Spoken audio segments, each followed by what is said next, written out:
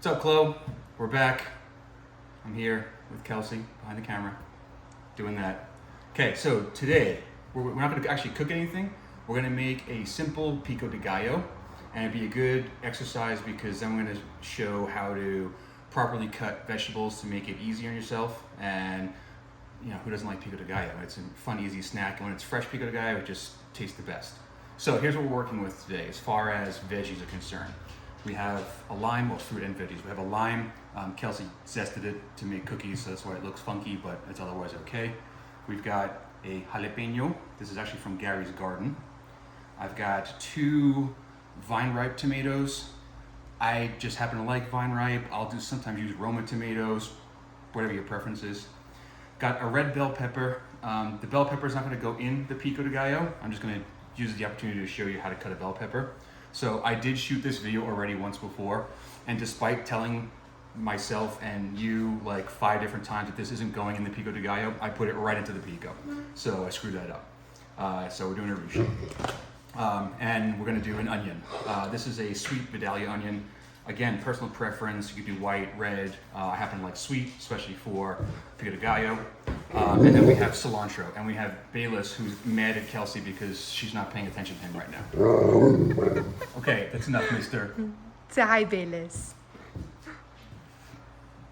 Okay, next, as far as equipment is concerned, cutting board. The cutting board is more for your knife than it is for the food. It's so that you don't cut into a hard surface and dull the blade. We've got a bowl. We're gonna put stuff in as we cut. We've got a juicer. If you don't find one, let me know. They have them in yellow or green. One's for limes, one's for lemons. I think it's stupid to buy 2. Just buy the lemon one. It's bigger, but limes still work in it. As far as knives are concerned, the first knife is my chef knife. Okay, my chef knife is nice and sharp. If your blades aren't that sharp, we can talk about that later. And then I have, this is called a utility knife. Not a very common knife in most cutting boards, knife racks rather. But really just any serrated edge knife that you have is what you would be using instead of this. I happen to like this because I can do pretty much anything with it. So what should we start with, Kels? What do you think? I think you should start with the bell pepper so you know not to put that in, and if you do, doesn't matter. Excellent point. That's why I have you. I'm going to move this close because I want her to actually see your knife skills. Okay. So bell pepper, I've washed all my veggies except for the cilantro because I haven't cut the bunch yet. So bell pepper, put it on its side, cut off the top, cut off the bottom, and you'll see that you're left with these spines. This one's kind of iffy. I'm going to cut a little bit more off of it. You're left with these spines and the core. So what we're going to do, move that to the side. We're going to go in between the spines and make a slice. We're going to pull it open like that, put the knife in between, and just start cutting out those spines. Just like that. Cut there. Cut here. Here. And we'll do this last spine here. Well, there might be one more. Yes, one more. Right there. And now, boom, it unfolds just like that. Then we're gonna do a cut down the middle. I'm gonna get rid of the trash, which is the core and the stem. I like to eat bell pepper raw, so I'll leave these and just snack on them as we go. So at this point now, we can make slices or dices, or you can make big chunks, depends on whatever you want to do, what your application is. In this case for pico, we want dices, so we started out by making sticks. I'm gonna make it thin sticks because I like to have thin pieces of vegetables for my pico. This way one chip gets as much stuff on it as possible, so you have all the flavors together rather than getting a big chunk of tomato and then a big chunk of onion on a different chip. So we're gonna slice like so. Once we have them sliced, I bunch them up. You can leave them flat down, doesn't really matter. And then you're gonna make your dices. So what you're looking for is to make them roughly the same size. Not as important right now because we're not actually cooking anything, but when you're gonna start cooking your vegetables, you want them to have an even size so they have an even cook time. I'm gonna do the same thing here. I'm gonna cut a little more of this spine out just to get rid of the white bit. Not that it's bad, just making it look nice. Okay, cut. And I apologize if my fingers are in the way, but I have to hold the bell pepper down somehow. Slice. I'm gonna make a dice on this now. Dice. So when you're scraping your veggies, use the back of your knife, not the edge, because you don't want to dull it. And make some more slices. We should do like a time-lapse one. Yeah. Okay, there we go. Now, this is not going into our pico, so I'm gonna put it into this bowl and we'll use it later for dinner or something, I don't know. So there was a thing I skipped just now that I'm gonna I'll do when we get to the jalapeno. Depends on how well sharpened your knives are. Will depend on how you actually make those dices. Okay, onion next, yeah? No, do your jalapeno since you want to go over whatever you forgot with this. Okay. Okay, jalapeno. This is the way I do it. There might be a different way to do it. I don't know, but it works for me. I cut off the stem. I cut a little bit off the base. Discard those. Now, once you start handling jalapeno, from here on in, you've got jalapeno juice on your fingers. So when you're done with this, definitely wash your hands before you move on to your next vegetable, and be careful with interacting with anybody while you have juice on your fingers. One thing I forgot to grab is a spoon. Okay, so we've sliced the jalapeno open. Now we have the core and the seeds. That's where the heat is, okay? So we're gonna make this on the mild side. So we're gonna use the spoon to scrape out the core and all the seeds. Same thing on the other side. Okay, done with that. I'm gonna get rid of this, throw this in the trash. Now my hands are super, super spicy because I have all those seeds and whatnot on. Got the heavy stuff. I'm gonna stop using the spoon and use my knife.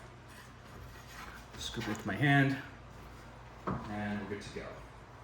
Okay, so now we're gonna make, we wanna dice it, so we're gonna make sticks again. So I'm gonna hold it down close, make thin slices. I wanna make very thin dices for the jalapeno. Don't wanna have a bite that's overwhelming with spice. So here's the thing that I missed when I was talking about when I was doing the bell pepper, is my knives are sharp. So when I do this and I chop, I get a cut every time. You might find if your knives aren't that sharp, that when you make a chop like that, it doesn't actually cut through the outer flesh of the pepper, the jalapeno rather, or bell pepper. In which case you'll want to do this. You're gonna put a little extra movement into it to get a slice into it. So you're gonna combine a slice and a chop. So if you're not getting good chops, you're gonna do a slice and then kind of pull like that. This way you're getting the slice and not just relying on the chop. But if your knives are sharp and you can just chop, then it's just easy to go point of the knife and scrape down. Okay, so now we're gonna take this and we'll put it into our bowl, which I'll just hang the cutting board over the counter. Okay, let's do the onion next. It's just Kelsey and I, so I'm only gonna do half. So typically, when you're slicing an onion for the first time, you're going from fuzzy bit to stem. The only time you go this way is if you're gonna make onion rings, or if you're gonna make like grilled onions to put on a burger and you wanna keep that circular shape. But for most applications, when you're looking to make slices, sticks, or dices, you're gonna cut lengthwise down the pole. I'm gonna do half, like I said. So this is the hairy bit, this is the stem. We're gonna take off the stem, leave the hairy bit. So you're gonna cut like, I don't know, maybe, what is that, ½ inch maybe, down into the onion. And then we're gonna peel back the layers. Take that off. You don't want the stiff, crunchy bits on it, so this layer feels good, so I'm happy with that. The other thing too, I have this stuff here right now. I would normally keep it off the board. I like to keep my board as clean as possible. If you're like getting in your own way while you're trying to cook or cut vegetables, it's kind of harder and kind of dumb because you're controlling your own space. Okay, first thing we do is we take flat palm and we go a little ways up on the onion and we make a slice. Not all the way, I'm gonna stop there. So you can see I'm about this far off, okay? I'm gonna do another one here. Again, I'm not going all the way through. I wanna keep the onion intact. And then I'm gonna take my knife and I'm gonna go through it, but again, not all the way through, right about to that same spot I went before. I wanna keep my slices thin and uniform, going straight down. You don't wanna do this because then that means you're not cutting all the way back. You wanna go straight down.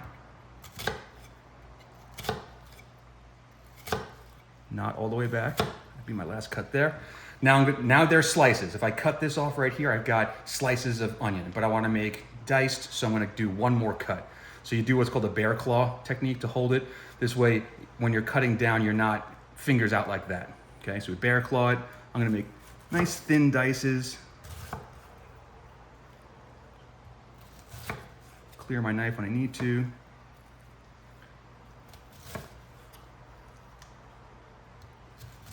I'm thinking one more thin one right there, and that's it. Take the rest of the onion and discard, and now we're good. We've got nice, even bits of diced onion. Looks lovely. I love onion. I will eat this raw because it's just delicious. And it's a sweet onion. Okay, so let's put this right into our bowl. Back of the knife again, not the front. You'll have to tell me what you have in terms of knives, like if you have a block that also has a sharpening steel, that would be good to have. And this way I know what you have and do not have. Okay, now I'm gonna do the cilantro because I'm gonna move on to a new knife after this.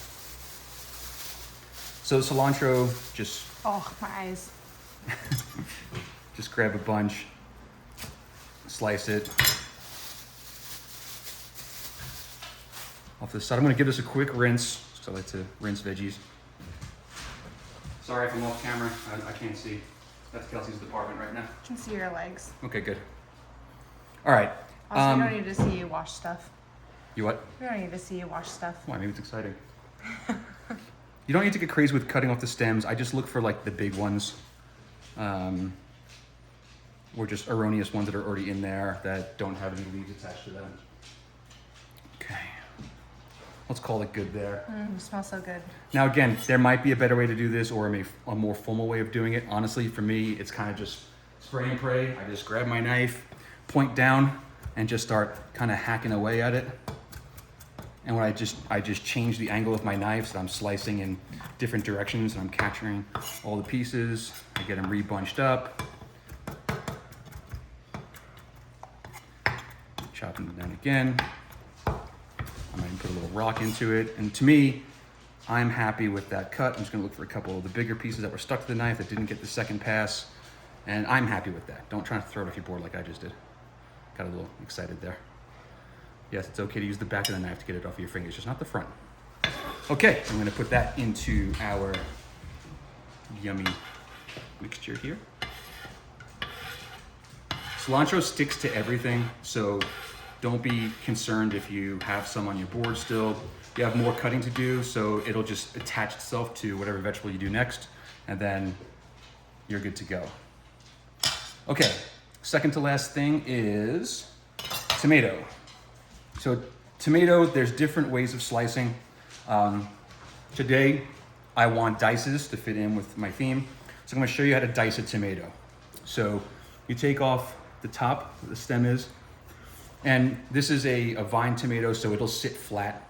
Some other tomatoes, you might need to cut the bottom a little bit just to give yourself an upright position. So now I'm gonna go down, but not all the way. Not all the way. Going from top to bottom. And we're gonna do one more right here. I'm gonna spin my tomato around. I'm gonna do roughly the same size, not all the way through. Let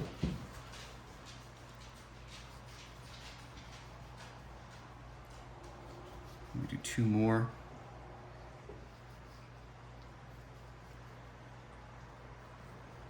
This is why you need the serrated edge, because you have to have that in order to do this. I'm gonna put it on its side.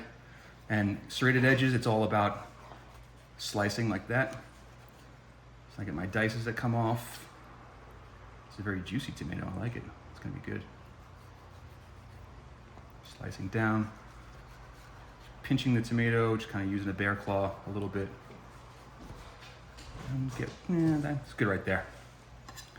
And boom, I've got nice, evenly diced tomato. If there's a couple pieces that didn't go through all the way, just give them a secondary cut.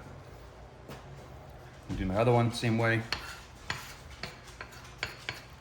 Have dogs behind me. Okay, that one's staying upright again, so good. Okay, we start again. Not all the way through.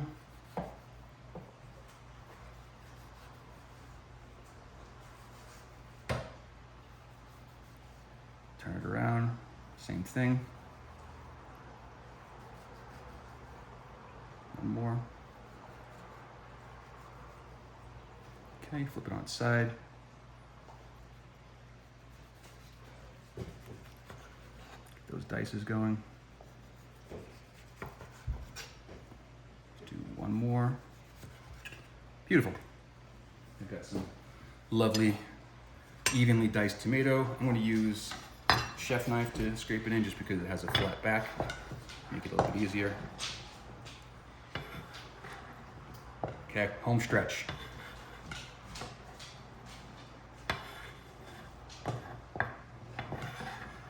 I like to get the juice in there too because it's tomato juice, it's delicious. Okay, now we're gonna do lime. Just gonna slice it in half, just like that.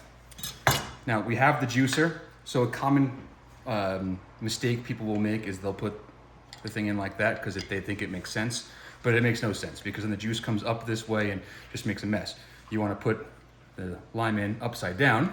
Also, what I've seen Chef Ann do is she rolls the lime to release the juices. Yeah. Might make it easier for Chloe. There we go. We have a nice flat lime. We like it limey, so I'm gonna do the whole lime, even for this size batch. Okay. And last thing is salt. This is gonna be to your taste, whatever salt level you want. Now, if you're using a bowl where you have the lid, that makes it easier. If you're not, you can just use a spoon or something to stir, but you can move it up now. Okay. So we want to incorporate all the ingredients together. You just cover the camera completely. Yeah, totally. So give it a toss like that. Just not up and down. Up and down isn't going to really do anything for you in terms of like mixing the veggies around. And then, boom, we have nice, fresh, yummy pico de gallo. And we'll switch here. I'll let Kelsey give it a taste. Aha! Best job ever.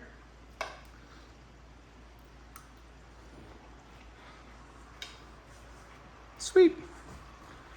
All right, back to you.